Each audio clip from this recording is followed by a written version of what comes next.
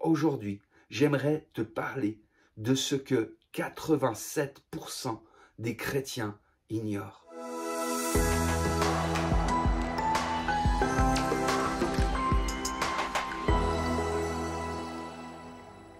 Les amis, je suis très heureux de pouvoir vous retrouver. Et la vidéo d'aujourd'hui, je le crois, va pouvoir édifier votre foi, elle va pouvoir vous encourager. J'aimerais commencer avec une citation du pasteur Bill Johnson qui dit que tout ce que tu fais sans le Seigneur Jésus ne va pas glorifier le Seigneur Jésus. Et je crois, vous savez, on est dans une société qui multiplie les activités, que ce soit à l'église, que ce soit dans nos vies privées. Souvent, on multiplie les activités, nos agendas sont surchargés. Mais est-ce que cela glorifie vraiment Jésus? Est-ce que tout ce que l'on fait glorifie Jésus? Aujourd'hui, j'aimerais te parler de ce que 87% des chrétiens ignorent. Alors oui, aujourd'hui, je veux te parler des dons spirituels. Je sais, j'ai déjà fait cela il n'y a pas longtemps avec cette vidéo qui disait quels sont les dons du Saint-Esprit que j'ai reçus. Mais en fait, l'Esprit Saint me susurrait, et je crois que c'est vraiment important. Il me disait, mais ne passez pas trop vite à autre chose. En fait, le comble dans la frénésie, dans la multiplicité des activités, en fait, on passe vite à autre chose et on rate l'essentiel. 87% des chrétiens ignorent les dons spirituels qu'ils ont reçus. Et peut-être que c'est ton cas aujourd'hui, mais je vais te dire, Dieu a d'autres projets pour toi. Dans 1 Corinthiens 14, les versets 12 à 13, voici ce que Paul écrit.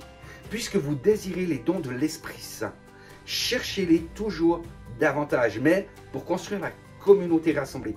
C'est pourquoi celui qui parle en langue inconnue doit prier pour avoir le don d'interpréter. » Et j'aimerais, à partir de ces versets, pouvoir tirer trois leçons, 3 points qui me semblent principaux par rapport aux dons spirituels.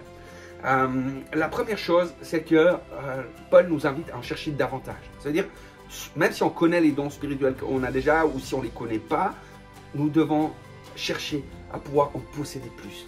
Nous devons comprendre que Dieu en a davantage pour nous. Dans Ephésiens 3, verset 20, l'apôtre Paul écrit que Dieu fait par la puissance qui agit en nous, donc le Saint-Esprit, infiniment au-delà de tout ce que nous demandons ou pensons. Donc, si tu aspires aux dons spirituels, ce que je crois qui est le cas, je veux t'encourager à pouvoir en faire une priorité dans ces prochains jours, dans ces prochaines semaines, dans ces prochains mois. Ne passe pas à autre chose. Ne te laisse pas distraire par d'autres choses, parce que nous sommes dans une saison particulière. Vous savez, je crois véritablement qu'on est dans les temps de la fin. Voilà, ça peut venir très vite comme un peu plus lentement, mais je crois que le Saint-Esprit veut tout à nouveau, comme le dit le prophète Joël, déverser son esprit sur toute chair. Et imagine un instant si on inversait la tendance. Imagine que si 87% des chrétiens connaissaient et exerçaient leurs dons spirituels, imagine ce que pourrait être la vie de ton église. Imagine le réveil que cela pourrait être. Ce serait juste extraordinaire. Mais je crois que c'est la volonté de Dieu pour l'église des derniers temps. Vous savez, il écrit dans le livre du prophète Agé, la gloire de cette dernière maison sera plus grande que la première. Le second élément que je voudrais souligner, c'est prie, prie, prie et prie. Prie notre Seigneur Jésus qu'il puisse te donner les dons spirituels auxquels tu aspires. Paul écrit, c'est pourquoi celui qui parle en langue inconnue doit prier pour avoir le don d'interpréter. Le donateur, c'est l'Esprit Saint. Donc, c'est auprès de lui que tu vas pouvoir découvrir les dons du Saint-Esprit. Paul donne cet exemple du don d'interprétation des langues. Et en fait, la réalité, c'est que ça nous montre qu'on peut véritablement être intentionnel. On peut demander intentionnellement tel ou tel don à notre Seigneur Jésus. Je peux demander d'avoir la parole de sagesse, la parole de connaissance. Je peux demander le don de foi, le don des guérisons, le don d'opérer des miracles, le don de prophétie, le discernement des esprits, le parler en langue ou l'interprétation des langues. Tu sais, et à partir de là, voilà, qu'on ait demandé à Dieu, je crois qu'il est bon qu'on puisse croire qu'il est le rémunérateur de ceux qu'il cherche, que c'est lui qui donne. Et je crois que le don de l'Esprit Saint va se manifester. Mais pour cela, les amis, il faut aussi qu'on l'active. Il faut qu'on se mette en route. Vous savez, au début, quand je recevais des paroles de prophétie, vraiment, je crois avoir reçu le don de prophétie. Au début, quand je recevais ces paroles-là, des paroles de prophétie, tu sais, au début, je recevais des images. Et c'était pas très clair, donc je donnais voilà, l'image que j'avais reçue. J'essayais parfois, même la plupart du temps en fait, j'avais appris à rester sur l'image qu'on m'avait donnée parce que je voyais que l'interprétation n'était pas toujours juste. Donc je donnais cette image et parfois cette image, elle tombait juste, parfois pas. Mais ce qui s'est passé, c'est que j'ai persévéré, j'ai continué. Et au fur et à mesure que j'exerçais ce don spirituel, celui-ci s'est comme affûté, il est devenu plus aiguisé, plus tranchant. Voilà, et le Seigneur a continué à me former. À partir de là, il continuera encore. Vous savez, il y a eu plein de fois où je recevais des images, où je recevais des pensées, puis le Seigneur me disait non, ça tu vas pas donner. Je peux vous donner un exemple d'ailleurs sur une rencontre de jeunesse où j'étais avec le pasteur Luc Dumont. Et vous savez, lui était sur scène et en fait moi j'étais à côté de lui. C'était un moment, vraiment un moment dans l'esprit, j'étais sur scène avec lui. Et là, le Seigneur me parlait pour des personnes, je recevais vraiment pour des dizaines de personnes des images, des pensées, des choses très claires. Le Saint-Esprit m'a dit, ne parle pas, tu n'as pas reçu l'autorité sur cette soirée.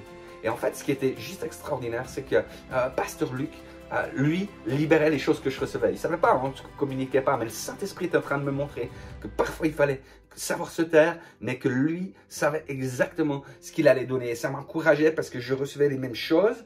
Et ce que je veux dire par là, c'est que l'exercice des dons est toujours intentionnel.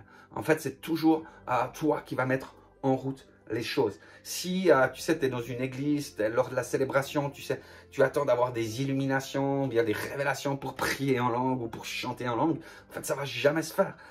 Donc, vraiment, c'est important de pouvoir vivre comme ça. Et le dernier élément que j'aimerais souligner, tirer de ce passage, c'est l'importance de l'église locale. On peut lire dans le livre des Hébreux au chapitre 10, les versets 24 à 25, « Veillons les uns sur les autres, pour nous exciter à la charité et aux bonnes œuvres. N'abandonnons pas notre assemblée comme c'est la coutume de quelques-uns, mais exhortons-nous réciproquement, et cela d'autant plus que vous voyez s'approcher le jour. Puisque vous aspirez aux dons spirituels, que ce soit pour l'Église, que vous cherchiez à en posséder abondamment. » Vous savez, lorsque Paul parle de l'Église en disant que nous sommes le corps de Christ, il fait cette comparaison entre le corps de Christ et le corps naturel, si je puis dire. C'est toujours en relation avec l'exercice des dons spirituels. Vous avez deux textes qui font ces comparaisons, c'est 1 Corinthiens 12 et Romains 12. Donc, si je n'exerce pas les dons de l'Esprit Saint, les dons spirituels, c'est toute l'Église, c'est tout le corps qui est en souffrance. Et bien évidemment, c'est vraiment un mensonge quand on croit qu'on peut se passer du corps de Christ ou que le corps de Christ peut se passer de nous. On peut toujours trouver des bonnes excuses, on peut toujours trouver des bonnes raisons pour ne pas être dans une église, pour ne pas être dans une assemblée rattachée, pour ne pas célébrer Dieu avec les frères et les sœurs. Mais je crois vraiment au plus profond de mon cœur que si Dieu a choisi de t'ajouter au corps, c'est pas pour être tout seul. Et je crois que vraiment, c'est ce que je disais avant, que lorsque l'Église obéit, que lorsque l'Église exerce les dons spirituels, alors la gloire de Dieu va se manifester. Alors bien sûr, je ne sais pas dans quelle Église tu es, dans quelle Église vous êtes. Je crois qu'il est important d'avoir l'aval du leadership pour faire les choses.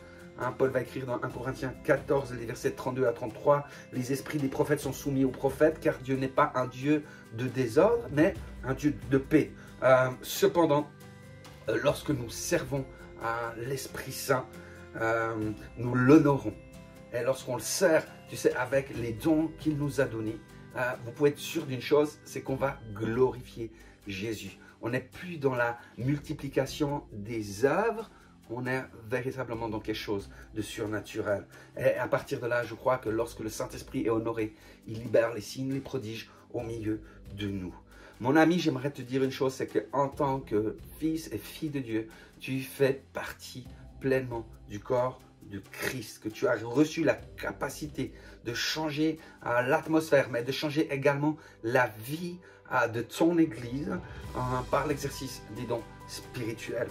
Église de Jésus-Christ, il est temps qu'on inverse la tendance. Je crois vraiment, j'aimerais vous encourager à pouvoir rechercher abondamment ces dons avec zèle pour qu'on soit 87% à pratiquer les dons spirituels, qu'on puisse voir ce réveil arriver, ce réveil être manifesté. J'espère que cette vidéo t'a encouragé, j'espère vraiment qu'elle t'a exhorté. J'aimerais aussi t'encourager à pouvoir le partager autour de toi. Je pense que c'est important que beaucoup de gens puissent entendre ce message qui est, à mon avis, vraiment de l'esprit, quelque chose de pertinent, qui est vraiment bon pour la saison aujourd'hui. Donc partage-le, like cette vidéo. Tu peux aussi évidemment t'abonner à notre chaîne YouTube. C'est même important si tu peux le faire, c'est vraiment chouette. Tu peux activer la cloche et tu recevras toutes les notifications pour nos prochaines publications.